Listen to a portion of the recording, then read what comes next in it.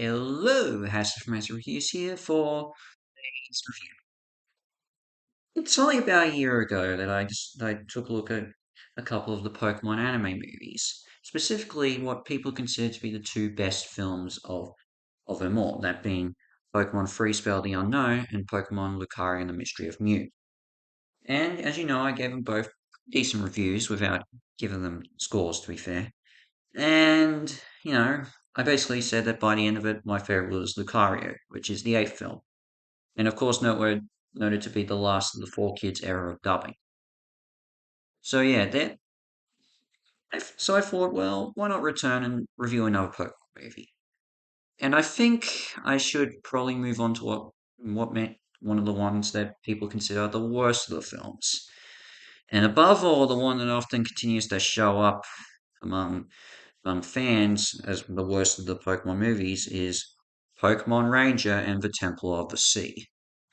And I guess it is making sense to jump into this one, being it was the first film that did not feature the Four Kids actors, and instead the dubbing was taken over by the Pokemon Company International, who have continued doing it ever since, even since even include even the new Pokemon series for what Scarlet and Violet, I think, yeah.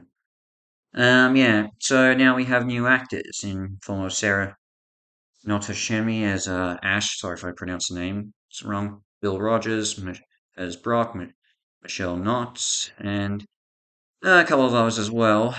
Um, although they did bring some of the actors from the show back. I mean, okay, Pikachu's voice has always stayed the same because it's Japanese. He's a Japanese actor. But some of them they did bring back for other reasons for their roles. I mean, I'm glad they did bring Roger Parsons back as the narrator. I mean, Mike Pollock was good for the latter half of the Advanced Gen series when Four Kids had the dubbing rights, but yeah, Roger was better. I don't know why they changed it in the middle of the event series. And James Carter Cathcart, who was the voice of Gary, later took over the role of James and Meow. And I just want to say I wish him well in his with his cancer, throat cancer. Uh, I hope he's not in pain and everything. Yeah. Um. So yeah, it was noteworthy for being their first film, and well, actually, the Battle Frontier series was their first series of these actors took on characters, and yeah, they definitely got better as the show went on. Well, as they got used to their roles, and the way I look at it is like the first, I'd say episode four onwards for the Diamond and Pearl series is where they fully embraced their roles. Well, mostly Sarah, but as Ash, but yeah, but that's basically what I have to say about that.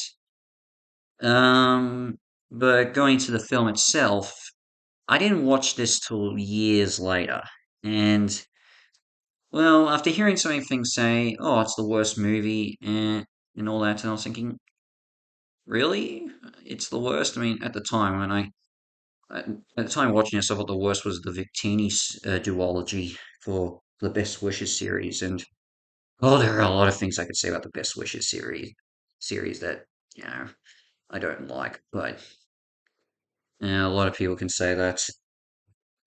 But we'll get to that at a different point. But going into this, I watched it, and in the end, yeah, I can see why people call this the worst of the Pokemon movies. I mean, it can't be said it's terrible, but yeah, there are a lot of problems with this that can be considered why you can see why people would call this the worst. None more so probably with the plot, and yeah, maybe we should start off by talking about it. I think the first thing to mention is that this is a Pokemon Ranger movie technically, and if you don't know what that was, Pokemon Ranger was a spin-off series originally made for the DS around the time of Gen 4. And this is the Gen 3 transition to Gen 4, so okay, it makes sense. And to be fair, the anime also included episodes of Pokemon Rangers showing up, so again, nothing, it's sort of, it's not really original, but I'll discuss it later. So we see a Pokemon Ranger by the name of of Jack Walker, who is trying to collect a mysterious Pokemon egg from a corrupt sea pirate known as Phantom the Pirate. Yeah, I think that name's stupid, but he gets the egg, but almost loses it, and it ends up in the hands of Team Rocket, who then lose it again after they're chased by our heroes, and the egg lands in May's arms, and it hatches into the mythical Pokemon Manaphy. Manaphy immediately latches onto May and becomes smitten, thinking May is his mother, and again, happened before in the anime with Togepi and Misty. R.I.P. Rachel Willis. Originally, Walker doesn't want Ash and his friends involved, but after seeing the connection Manaphy automatically has gained towards May, he relents and takes them along, even though he's trying his best to find a way to push them out of it, and especially considering, what Manaphy's role is to find the mythical Temple of the Sea. It turns out that May seems to have a connection with the temple, a descendant from the water tribe connected with it. Yeah, it's another problem. We'll get to that. And as they're trying to, so it's a matter of getting Manaphy to the water temple to find it, and avoiding Phantom the Pirate as he tries to steal the treasure. That is basically a story summary of what's going on here, and I guess you can basically see a lot of the problems with this, and I'm going to go over a lot of them. Like, I think the first one is, in particular, that this is May's movie, and she's the main character behind this, and I'm going to be honest, it's not like this is a bad decision. Because earlier, the first film of the Advance series, which was Jirachi, the Wishmaker thing that was called, whatever it is, I'll double check it, but that movie was centered around May's brother Max, and I thought they handled that pretty well. It had some charm, even though it could be seen as a bit too cutesy. I'm okay that they're doing this with May. But there are two problems with why she's the main character here. First off is that this is the final film of the Advance series, and that was the end of May's time as a central character. The other is the fact of her connection, which is the reason why she's the main character. That she's a descendant of a mythical water tribe that has a connection with Manaphy and this water temple. She's supposed to be one of the main guys, and yeah, I agree with what everyone says of why it couldn't be Misty. It just made so much sense for that. And here's the thing: if May's blood is connected to this ancient water tribe and kingdom, how come Max doesn't get that much involvement in this? And I don't get it. It's just strange. Like they didn't think it through with how they were going to make May central to this story. What does help a little bit is the scenes with May and Manaphy, but I'll get to that later. Another thing I should mention is with Manaphy in general. I understand a little bit as to why, you gotta have a mythical Pokemon to be one of the central aspects of the film, but the thing is with Manaphy, Manaphy is one of two Sea Guardians in Gen 4, the other being its offspring Fiona, which it breeds with Ditto and all that, so I don't know. I'm not the biggest expert on Pokemon breeding. But I kind of feel like Fiona should have been the choice considering that factor and eggs, Pokemon eggs and all that, but I mean, I can sort of see why a bit, but it's not, that's one problem, but the thing is, it comes to integrating the Pokemon from Gen 4 into this film. It's not original. The previous film did that and did it well with the more fleshed out character, and even a few Pokemon from Gen 4 that showed up in there, they're very unique cameos and everything, and they're having some of the others from Gen 3 show up as well, so this is not original. In fact, going back to Manaphy and May's connection, it's not original because you've seen it before in the anime with or with Misty and Togepi in the main series. You know, it's not. It's nothing original here, and that's probably the biggest issue of this, is that nothing here is original. And that also connects to the Pokemon Rage aspect, because as I said before, they've already had a few episodes in the anime at that point that dealt with Pokemon Rangers, and you know, they had some good moments in that too. So, but I guess you could say, oh well, this is a new original Ranger and everything, so he should be a bit unique. Well, Walker, I find, is one of the most. I do not like this character. He's such a jerk in my view. Like, I just don't want him around anywhere. He's just so boring and plank of wood, and to me, and it's trying too hard to look like Pokemon's equivalent to Cloud Strife. And look, he's no Cloud Strife.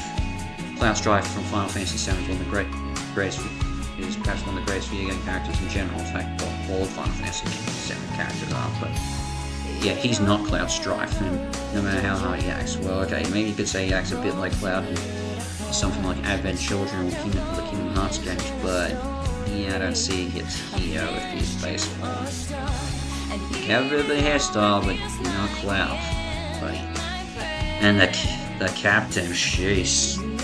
The Phantom's an absolute plank of wood. I already don't like the name choice for him, but he's absolutely awful in general. I forget this character a lot. You know, typical pirate attire. He's got a Chatot because Chatok's the parrot Pokemon as his sidekick, though the Chatot eventually sides with and joins forces with Walker at the end. Funny, I guess, but I don't really care. But yeah, those are the original characters. There is another one too who comes along, but I forget her name. But what about the characters from the show? Well, you know, I've already mentioned May and to an extent Max, and Max doesn't really get to do anything.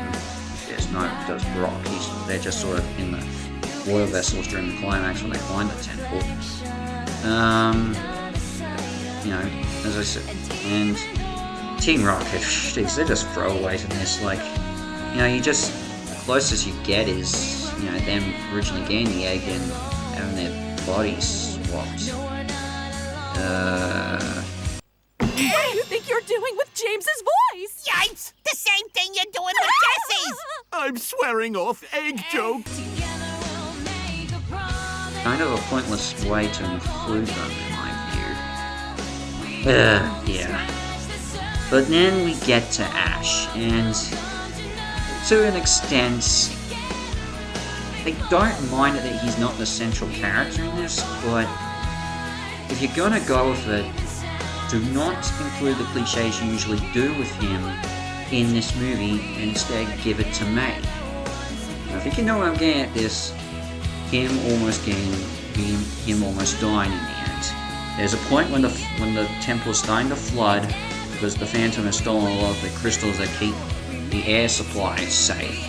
And originally, after continuing to be unsafe for May, Pikachu, and even Manaphy, Ash decides to sail him in a watertight capsule and go swim down to the bottom of the kingdom of the castle, which is already pretty much flooded, to put the crystals back and save the day. And yeah, it's just so dumb. Like, here, seriously, he doesn't.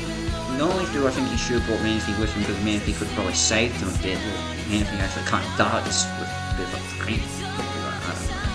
But, you know, this is May's story. Let her do it. Let her and Manaphy save the day. It's, as we said, May's connected to the Water Tribe in general, with her blood, being connected through blood. She should have done it. She might have had a better chance. Look, I don't know what May's technique, May's swimming was like. Okay, maybe I do both forget, but I'm just saying, don't do it here because it just doesn't work. I mean, Jirachi handled it better with this, again, you know, May gets, I mean, okay, Max doesn't almost die with that, but he witnesses May get almost killed by the big monster at the end along with Brock, and okay, Ash doesn't die there, instead he's actually helping Max save the day and the villain of the film, so it actually works, and okay, they almost come close, but I wouldn't really call that a full-on death or something like that, but yeah, it just doesn't work here. And the way he comes back from the dead and everything, when the Phantom tries to kidnap Manaphy one last time, and Ash just comes out in a glowing golden spear to chase it down like the Heroes of the Water tribe. God. If you're going to stick to your rules, stick with the character who is central to it. I just don't see why they had to do it. It's like, do you really need to do a special anime superhero moment for the main character of the show, who's not the main character of this film? I just feel that was pointless.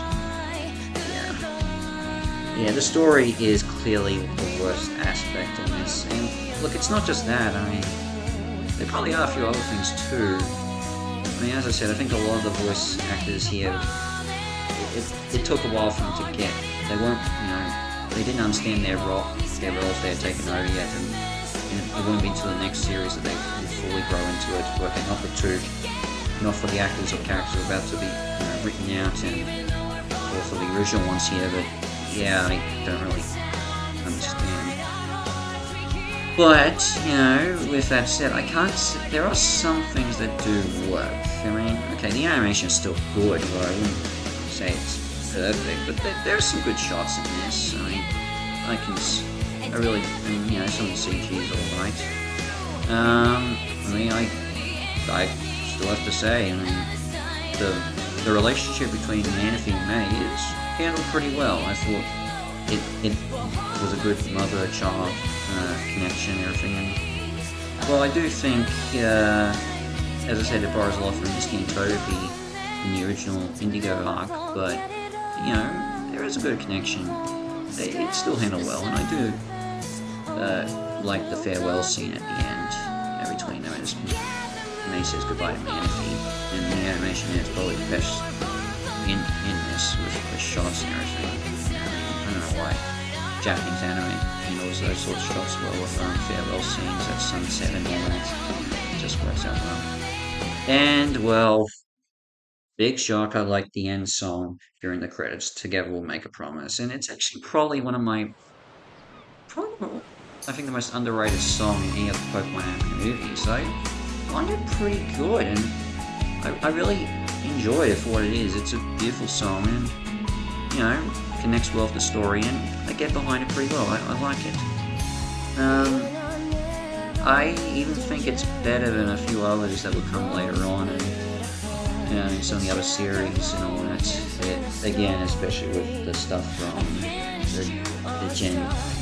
the Best Wishes arc, which, okay, I'm not gonna go on again about it, but look, and I know a lot of people don't like the Best Wishes arc for the Black and White series. Yeah, and I'm not gonna go on about it, but let's just say, the song is just, even the theme songs for that arc, I'm not gonna go on about it. Maybe at some point I will, but if I am to review anything connected with that, but that'll be in the future, in a long time. Yeah, I feel. But in general, I do think Pokemon Ranger is definitely one of the worst of films of the Pokemon series, and, maybe it could have worked, but it needed to be have more of an original, have more original content in it, and if you're gonna commit to having someone other than Ash be the central character in this film, go all the way. Don't just push it go halfway and still integrate, the plot thread points that you're always going to do with this, And maybe this film could have done better if they were going to do May's film at some point. Maybe they should have done it as the 7th film, instead of the finale.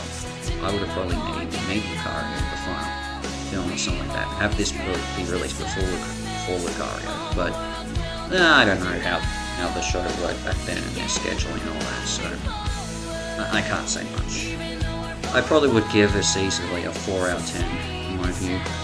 It's, yeah, not that good.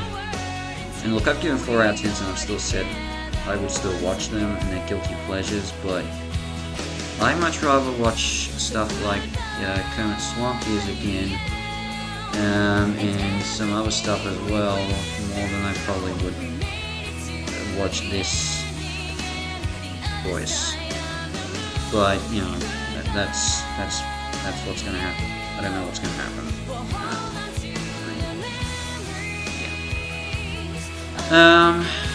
But well, that's that. In terms of what's next, you're just gonna have to wait and see. I think there's a fair chance I might do something with Nintendo Switch 2, as it's almost released, and I'm looking forward to it. Might put them in my Nintendo show again. Nintendo Live show, that is. And, well, in terms of movies coming out, I don't know, maybe Karate Kid Legends. Just want to see. But in the meantime, Passive Music out, and I shall see you for the next review. Ciao!